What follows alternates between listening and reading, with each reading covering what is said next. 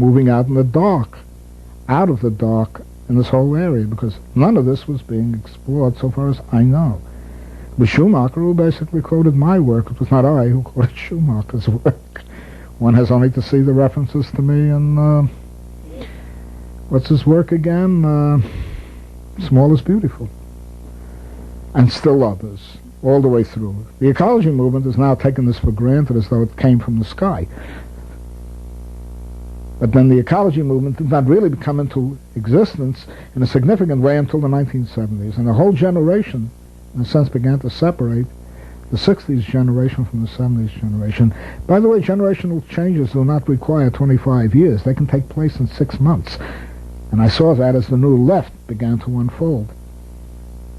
I personally had gotten involved by that time. I'd become now more or less a full-time writer and lecturer. I personally got involved in the civil rights movement. East Side Corps, which incidentally, Mickey Schwerner, of the 3 civil rights workers who were killed in Mississippi in 1964, became involved with the civil rights movement. My hope always was that the civil rights movement would go beyond anything like black or white separatism. In fact, the demand of the civil rights movement in 1964 was for integration, not for segregation, and not for parochialism, in which the white and black and other people of color separate from each other. I can understand the need for people to discover their cultural identity. But you know, when we used to sing "We Shall Overcome," the opening verses were black and white together. They were not black and white apart. And Martin Luther King Jr., whatever my disagreements may have been about a whole bunch of tactics, nonetheless said, "He shall see the day when black and white, and Jew and Gentile," he could have added Muslim, "and men and women will all be together in a in brotherhood or sisterhood or whatever you like." I'm improvising now, but I recall the famous speech that he gave at the Lincoln Memorial in D.C. during the March on Washington. So my hope was that the civil rights movement would push toward an anti-hierarchical approach, not toward an anti-hierarchical, toward a universalistic approach. He says, Martin Luther King says, "I want all of humanity," he emphasizes the word all of humanity, "to enjoy the benefits of freedom." And that universalism appealed to my internationalism, which I had inherited way back in the days when I was still a Marxist. My hope was, additionally, that various other movements for gender liberation, specifically the feminist movement, would become anti-hierarchical. Not that it would become exclusive and say either that males are inferior, in the worst of cases, males are inferior to females, they don't have the sensibilities that women have. I don't know if they do or they don't, and I don't know what kind of sensibilities may be involved. And in a future society, I don't know if we'll go beyond male or female sensibilities to a purely human sensibility. But that was my hope about the feminist movement. And in the ecology movement, I hoped it would become anti-hierarchical and anti-capitalist.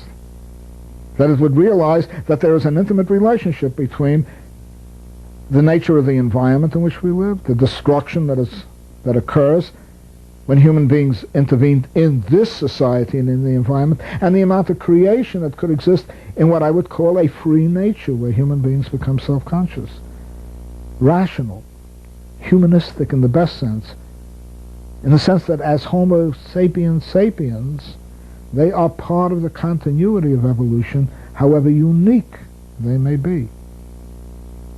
Well, we're now faced with a big crisis, I believe, in all of these views. And it pains me to think that if we don't try to recover a new movement, try to create a new left, go back to the old populist ideals of the Port Huron statement, however liberal they merely seem today to many radicals, although today, frankly, there are so few radicals around that the Port Huron statement seems like the Communist Manifesto. Statement seems to be more radical today than the Communist Manifesto. as radical as the Communist Manifesto. That is to say, stuff that was written in 1962 now seems inflammatorily radical. So my hope was that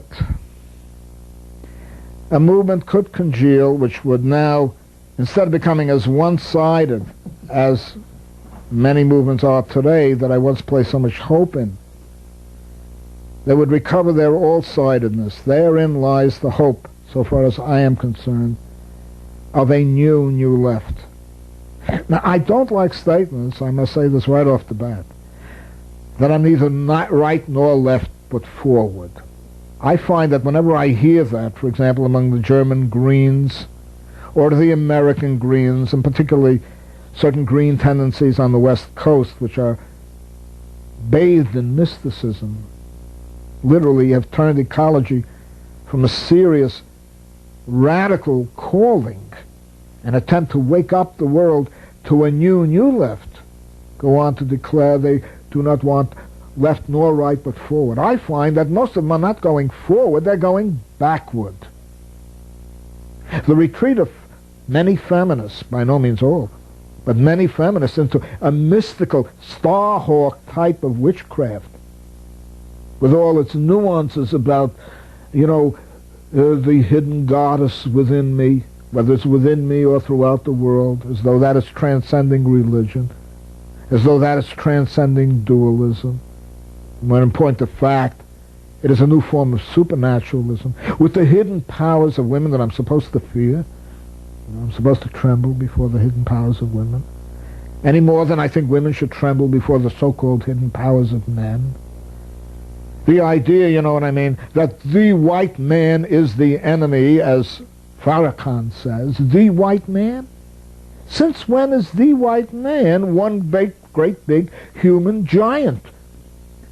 There are white men and women sleeping in the streets of New York who are impoverished. That is an enemy? Those people are enemies of mine? The white man, is that supposed to be the individual who runs corporations, or those who are dying of poor toxic chemicals and radioactive materials?